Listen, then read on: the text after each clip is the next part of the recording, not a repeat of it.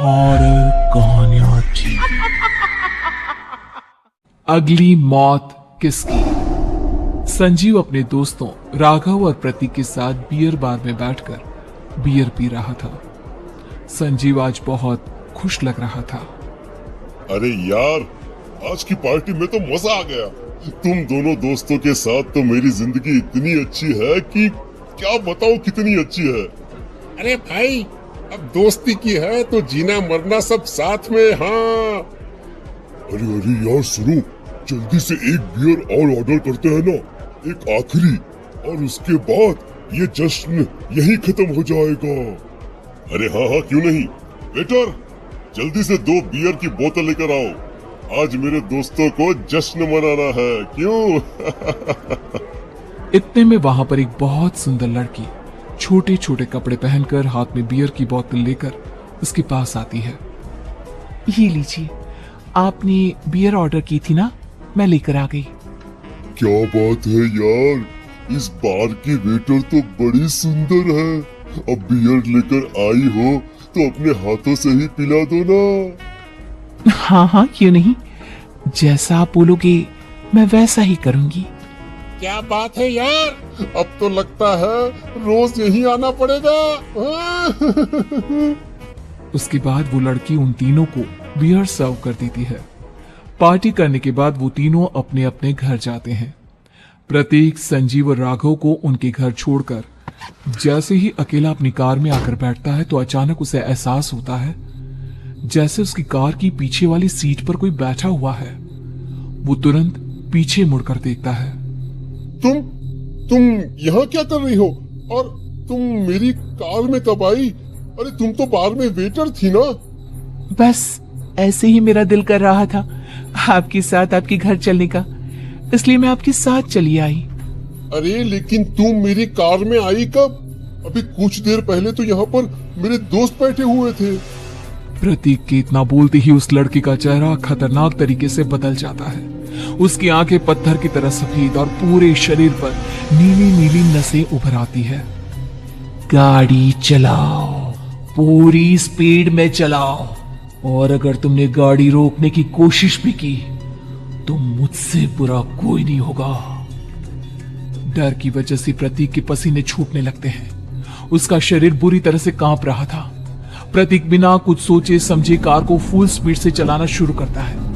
चलते चलते वो शहर से दूर एक पहाड़ी पर पहुंच जाता है और सामने अब सिर्फ पहाड़ी का किनारा दिख रहा है, जिसे देख प्रतीक घबराकर अचानक से कार को ब्रेक लगाता है। देखो देखो देखो देखो, मुझे छोड़ दो मुझे। अगर मैंने गाड़ी जरा सी भी आगे बढ़ाई तो हम दोनों नीचे गिरकर मर जाएंगे। ये तो तुम्हें पहले सोचना चाहिए था ना। अब कुछ नहीं हो सकता।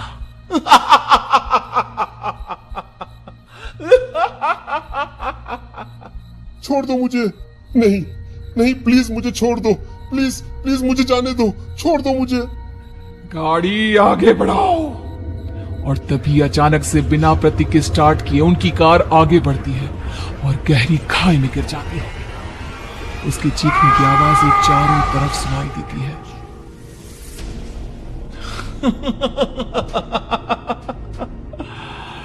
तुझे मारकर मेरे कलेजे में जल रही आग को थोड़ी शांति तो मिल गई, लेकिन अभी ये कहानी खत्म नहीं हुई।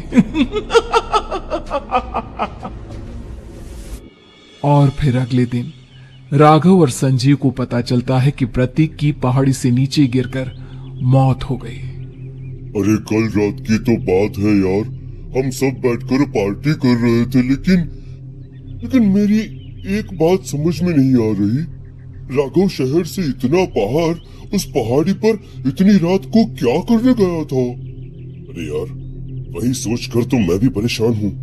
हम दोनों को छोड़ने के बाद तो वो सीधा अपने घर जाने वाला था, और वो आत्महत्या क्यों करेगा भाई?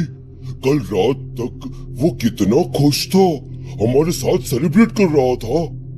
हाँ, लेकिन पुलिस ने तो यही कहा है कि प्रतीक ने अपनी कार को जानबूझकर पहाड़ी से नीचे गिरा दिया और आत्महत्या कर ली। अरे यार, संजीव मेरी तो कुछ भी समझ में नहीं आ रहा है। चल ठीक है, अब मैं अपने घर जाता हूँ। Okay bye. राघव अपने घर में अकेला था।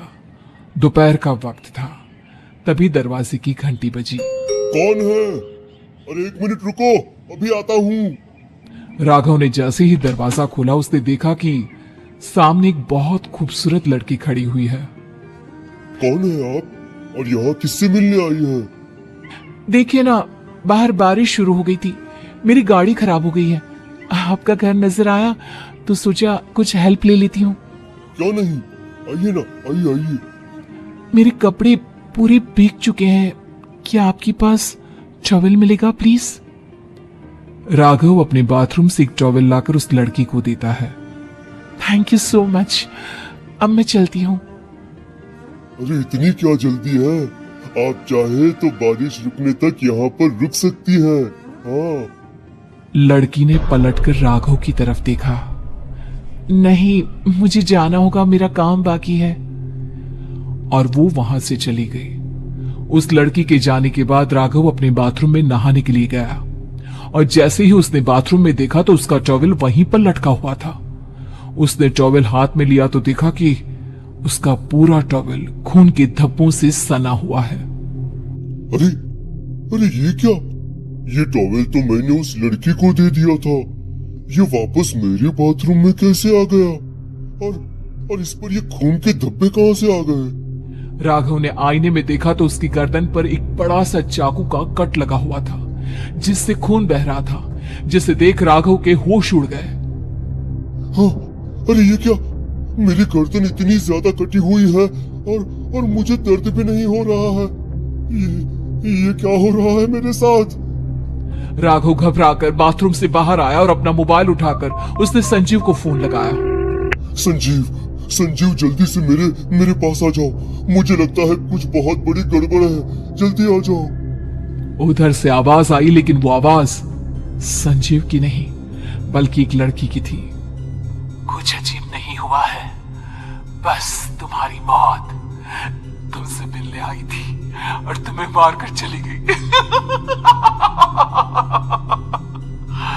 अब तुम इस दुनिया का हिस्सा नहीं हो राघव, इसलिए तुम्हें अपनी गर्दन के कटने का दर्द भी महसूस नहीं हो रहा।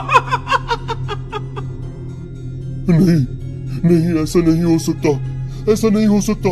कौन हो तुम? तुम्हारी मौत। अब संजीव के पास खबर पहुंचती है कि राघव ने अपने ही घर में चाकू से गर्दन काटकर आत्महत्या कर ली। ये सुनने के बाद संजीव के होश उड़ गए। वो पसीने से तरबतर हो गया और एक अनजाना डर अब उसके दिल को सताने लगा। संजीव के साथ ही उसका एक छोटा भाई राजीव भी रहा करता था। अपने भाई को इस तरह परेशान देखकर राजीव उसके पास आया। अरे भैया, क्या हुआ भैया? आप इतने घबराए हुए क्यों लग रहे हैं? प्रतीक और राघव की मौत, मेरा मतलब मेरी कुछ समझ में नहीं आ रहा भाई। अचानक से मेरे दोनों दोस्तों ने आत्महत्या क्यों कर ली? अरे वो तो मेरी भी समझ में नहीं आ रहा है भैया। हाँ, हो सकता है कि कोई परेशानी होगी और इसीलिए उन्होंने ऐसा किया होगा। हाँ, लेकिन दोनों की जिंदगी में एक साथ परेशानी और दोनों का इतनी खतरनाक तरीके से आत्महत्या करना, कहीं ऐसा तो नहीं मैं भी मर जाऊंगा?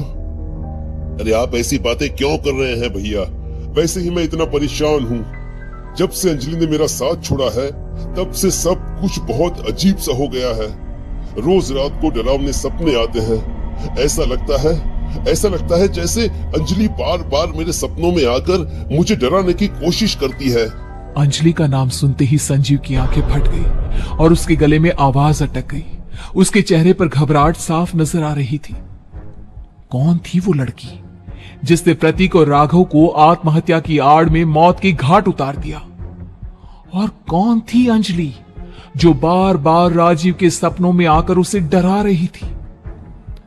अंजलि का नाम सुनकर संजीव इतना घबरा क्यों गया? इन सवालों की जवाब जानने के लिए देखिए इस खतरनाक कहानी का